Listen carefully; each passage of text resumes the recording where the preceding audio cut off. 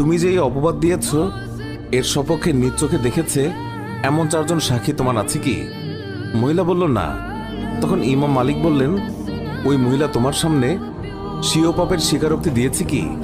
মহিলা বলল, না। তখন বললেন, তবে তুমি কিসের ভিত্তিতে অপবাদ দিলে?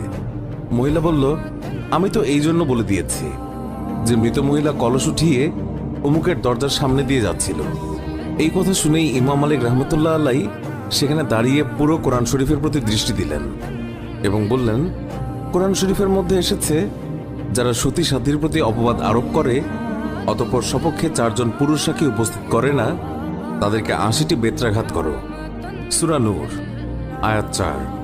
যেহেতু তুমি কোনো প্রমাণ ছাড়া একজন মৃত মহিলার উপর অপবাদ আরোপ করেছ, আমি প্রধান কাজী হিসেবে নির্দেশ দিচ্ছি, জল্লাদ তাকে বেত্রাঘাত করতে শুরু করো।